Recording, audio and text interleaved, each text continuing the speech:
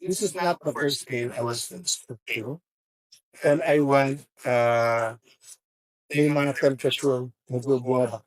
So I'm willing to sit down with whoever, the NBI, the DOJ, para i-resolve ko. But I want it very clear na unacceptable na may habulan sa Senado.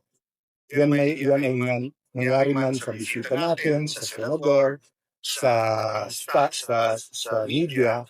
So that's my primary concern right now. It's just to make it very clear. We're here to work with everyone.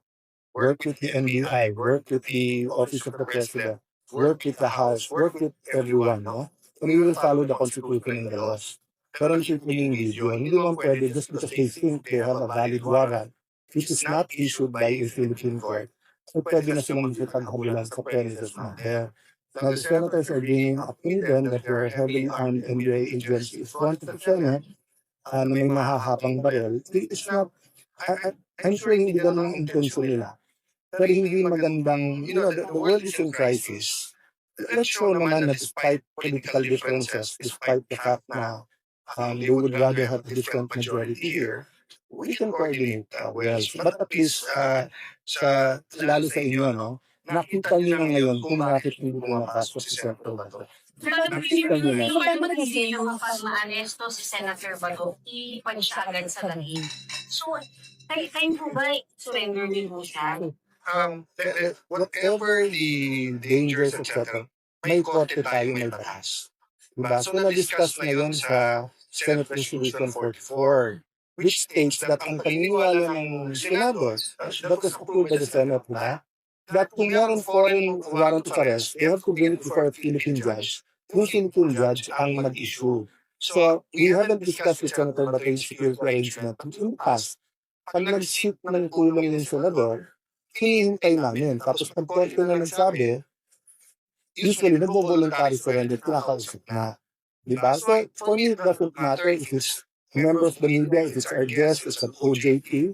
Pag they're here to protect their rights, tutulong ng Senado. So we don't want to violate any laws. Kaya nga, yung ina-advise ko sa NBI, hindi pag-usap ng maayos. Hindi yung sasabihin nila na dahil may warrant sila, pwede na nilang gawin yung gusto nila. Isang follow-up. Kapag natin pag-usap ng maayos, pwedeng ibigay, sir, kay Senator Bato, yung warrant, sir, ISIS warrant, kaya They can give it to his office, if gusto niya, pwede nang tanggapin. Pero yun nga, yung legal basis, ang sinasabi ko makipag-usap, para maayos, hindi yung kawag is lumabas yung mga taga-stadium of country na may baril din lahat. Gobyerno tayo laban sa gobyerno. O kung habulin ko rin silang pabalit. So, ang point ko lang, we can disagree, but do it temperately, and do it, then paluanagan tayo kung anong tama ngayon. If you don't agree, who decides? Okay. Okay. Pag okay lang mo nagsabi, susunod tayo. pero ayos beer. That's beer. Yes. Hindi kayo makakain ng ayos. Well, hindi naman nakikita eh. So, kung may warrant of arrest sila galing sa Philippine Court, di pag-aaralan namin yun. If it's in order, then we will even convince you na this is the Philippine Court. At sinabi nung asawa niya sa akin long ago, may assurance lang that the Philippine Courts will take cognizance of the case. Hindi pa nga assurance na kakampihan sila, papasok sa sentro na to. But yun ang point ko lang. All this time, gusto niyong pumasok. But totoo pala yung threat na ayaw siyang pabotodo. At sinula ko sa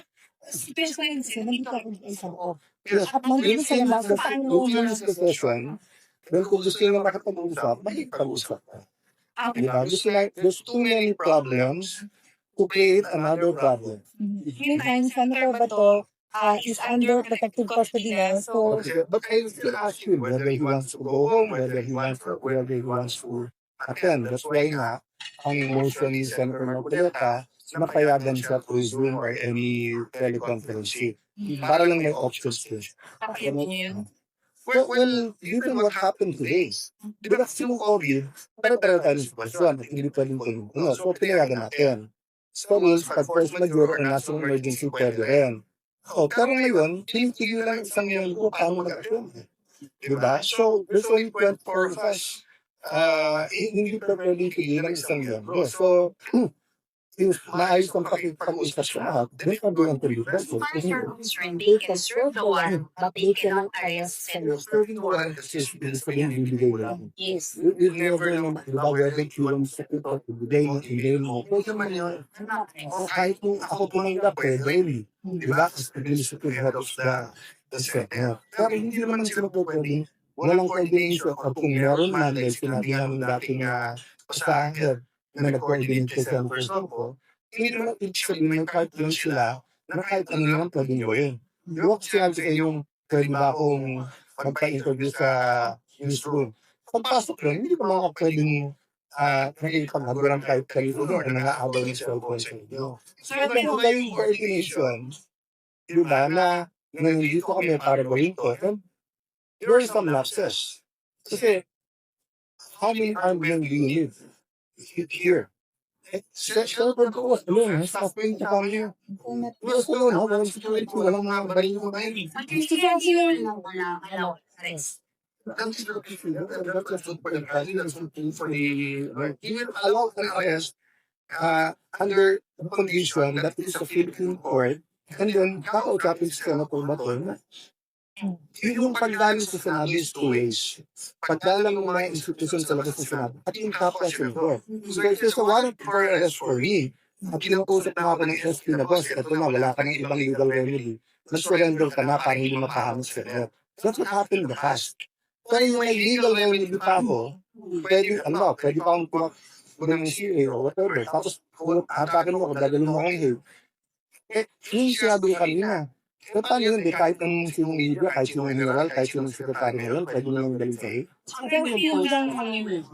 That is the aspect of Senate Resolution 44 and of all the preceding. The situation is lockdown pa. Kaya lang tayo nag-lockdown para hindi makalabas yung gumawa ng krimen at yung ma-hold in control. Once na-identify ng mga yun, everyone can go in now.